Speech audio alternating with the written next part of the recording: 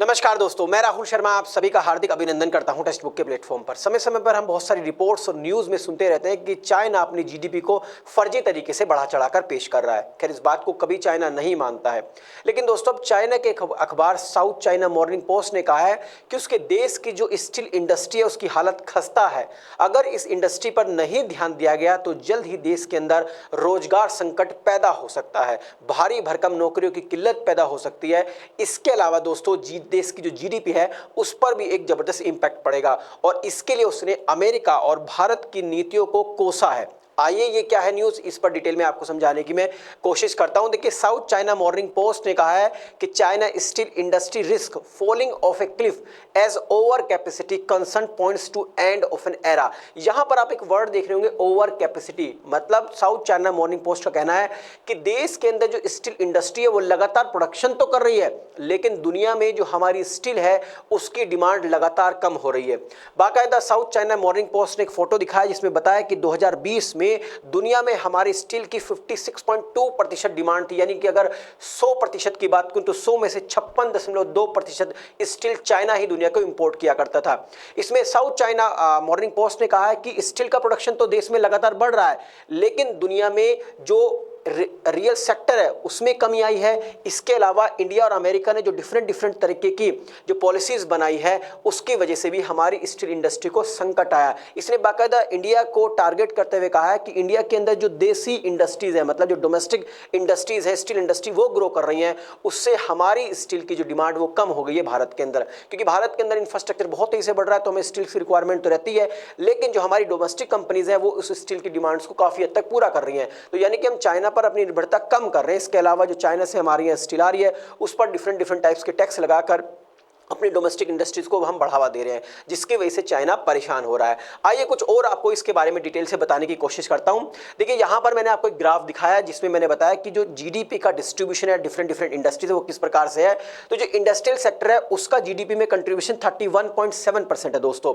यानी कि अगर ये सेक्टर कोलैप्स होता है, यानी इंडस्ट्रियल सेक्टर, और इसमें भी जो बड़ा रोल है वो है स्टील इंडस्ट्री का, अगर स्टील इंडस्ट्री कोलैप्स होती है तो देश की जीडीपी पर भी काफी बड़ा नुकसान हो सकता है। ठीक है, क्योंकि बहुत बड़ा रोल है स्टील इंडस्ट्री का चाइना की जीडीपी में। इसके अलावा मैं आपको ये एक आंकड़ा और दिखाता हूं दोस्तों। लगभग पूरे, अगर मैं चाइना की बात करूं तो चाइना के अंदर 3.2 मिलियन स्टील वर्कर्स हैं, यानी कि स्टील इंडस्ट्री में काम करने वाले लगभग 32 से 35 लाख लोग हैं। अगर स्टील इंडस्ट्री कोलैप्स होती है तो इतने सारे रोजगार की किल्लत पैदा हो सकती है। मैं आपको बता दूं दोस्तों, अगर मैं 2022 की बात करूं तो 2022 के अंदर चाइना के अंदर 1.34 बिलियन टन स्टील का प्रोडक्शन हुआ था, जबकि 2021 में 0.2% की बढ़ोतरी हुई थी 2022 के मुकाबले में। ठीक है, 2021 के मुकाबले में, और 2023 में भी कुछ इसी तरीके का आंकड़ा थोड़ा सा बड़ा है। यानी प्रोडक्शन की तो कोई कमी नहीं है। यहां पर आप इस ग्राफ में देख भी सकते हैं कि बीजिंग में लगभग मोर देन 100 मीट्रिक टन के आसपास स्टील का प्रोडक्शन होता है। तो देश में, चाइना में स्टील का प्रोडक्शन तो बहुत है, लेकिन पूरी दुनिया में जो उसकी स्टील की डिमांड है वो कम होने लगी है। अब उसके लिए चाइना ने रिस्पॉन्सिबल भारत और अमेरिका की पॉलिसीज को बताया है। बाकायदा स्टील जो आपका मॉर्निंग पोस्ट है उसने कहा है कि भारत ने और अमेरिका ने मिलकर चाइना के खिलाफ एक ट्रेड वॉर छेड़ दिया है। भारत और अमेरिका मिलकर हमारी जो स्टील इंडस्ट्रीज है उसको कोलैप्स करने की कोशिश में लगा हुआ है। जो भी हमारे यहाँ से फाइनल प्रोडक्ट स्टील से रिलेटेड प्रोडक्ट्स चाइना भारत या अमेरिका में जा रहा है उस पर ही भारी भरकम इंपोर्ट ड्यूटी लगा रहे हैं, जिसकी वजह से हमारी जो प्रोडक्ट्स है उसकी डिमांड कम हुई है। इसके अलावा बाकायदा मॉर्निंग पोस्ट ने यह भी कहा है कि दुनिया में जो रियल सेक्टर है उसके अंदर कमी आई है। खुद चाइना भी अपने कंस्ट्रक्शन सेक्टर से परेशान है। वहां पर ओवर कैपेसिटी मकान बन चुके हैं। ओवर कैपेसिटी मतलब जरूरत से ज्यादा मकान बन चुके हैं, घर बन चुका, ज्यादा मकानों की जरूरत नहीं है। तो जब मकान नहीं बन रहे हैं तो स्टील कहां पर लगाया जाए। तो यानी कि स्टील ओवर कैपेसिटी हो गया, यानी कि स्टील बहुत मात्रा में है चाइना के पास, खुद उनका देश के अंदर भी उसका इस्तेमाल नहीं हो रहा। इसके अलावा दोस्तों जो दुनिया में उसके स्टील की डिमांड धीरे धीरे कम होने लगी है, और उसके लिए उसने रिस्पॉन्सिबल भारत और अमेरिका को बताया है। भाई, भारत अपनी डोमेस्टिक इंडस्ट्री को क्यों ना बढ़ाए, हम अपनी इंडस्ट्री को बढ़ाएंगे, आपके प्रोडक्ट्स पर क्यों निर्भर करें। तो यानी कि भारत की इंडस्ट्रियल सेक्टर ग्रो कर रहा है और उसके साथ साथ जो चाइना का इंडस्ट्रियल सेक्टर है वो क्या हो रहा है, कोलैप्स होने की कगार पर है। ये एकदम तो नहीं होगा, कोई कहे कि एकदम हथेली पे चांद वाला पोजीशन सिचुएशन बन जाएगी, नहीं। हाँ, धीरे धीरे ये सिचुएशन बन रही है। हो सकता है आने वाले 10 या 15 साल के अंदर इसका इंपैक्ट देखने को मिले कि भारत का इंडस्ट्रियल सेक्टर बूम करे और चाइना पर इसका इंपैक्ट देखने को मिले। कहते हैं ना, एक म्यान में दो तलवार नहीं रह सकती। तो एशिया की इस पूरी म्यान में या तो भारत रहेगा या चाइना रहेगा, और रहेगा तो भारत ही। आई थिंक इस वीडियो के माध्यम से जो इन्फॉर्मेशन मैं आप तक पहुंचाना चाह रहा था दोस्तों, वो पहुंच गई होगी। जाने से पहले एक इन्फॉर्मेशन और देता हूं आपको रिगार्डिंग सुपर कोचिंग के निर्णय इस बैच के बारे में। देखिए, निर्णय एक सिंगल प्लेटफॉर्म है यूपीएससी 2024 और 25 के प्रीलिम्स मेंस और इंटरव्यू के प्रिपरेशन के लिए।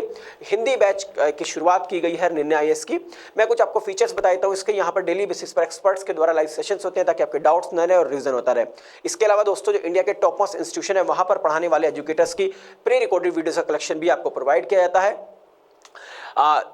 आपको ऑप्शनल सब्जेक्ट, जो ऑप्शनल सब्जेक्ट है उसके लिए। इसके अलावा आपको हिंदी की बुक्स मुहैया कराई जाएगी, जो स्टैंडर्ड बुक्स हैं आप देख रहे होंगे इन सभी के नाम। अब हिंदी की बुक्स में भाई आपको कहां से क्या पढ़ना है, इसके लिए फ्री मेंटरशिप प्रोग्राम्स भी यहां पर अवेलेबल है आप सभी के लिए। आईआरएस रवि कपूर और कैप्टन गहलोत की टीम आपको, उनके देखरेख में उनकी टीम आपको फ्री मेंटरशिप्स मुहैया कराएगी। अब आप सोच रहे होंगे सब्सक्रिप्शन को लिया कैसे जाए, तो इस वीडियो के डिस्क्रिप्शन में जाइएगा, वहां पर एक लिंक दी गई है दोस्तों। उस लिंक पर क्लिक कीजिए, सिंपल से कुछ स्टेप्स को फॉलो कीजिए। अगर आपको इस सब्सक्रिप्शन फीस में 25% का डिस्काउंट चाहिए तो आप मेरा कूपन कोड आर शर्मा का इस्तेमाल कर सकते हैं। तुरंत ही आपको 25% का डिस्काउंट मिलेगा। इस कोर्स से संबंधित आपकी कोई क्वेरी है, कोई डाउट है, कोई शिकायत है, तो आप हमारे दिए गए नंबर 7400452383 पर कॉल कर सकते हैं। हमारी टीम को बेहद खुशी होगी आपकी मदद करते हुए। जाने से पहले एक रिक्वेस्ट और, अगर आपने अभी तक हमारे चैनल को सब्सक्राइब नहीं किया तो चैनल को सब्सक्राइब करें और हाँ, बेल आइकन को प्रेस करना ना भूलें ताकि जो भी मेरे लेटेस्ट वीडियोस का नोटिफिकेशन आप तक पहुंचता रहे। वीडियो पसंद आई तो लाइक और शेयर कीजिएगा ताकि मुझे एक मोटिवेशन मिल सके इस तरह कंटेंट बनाने के लिए। आप सभी का बहुत बहुत शुक्रिया। नमस्कार, जय हिंद दोस्तों।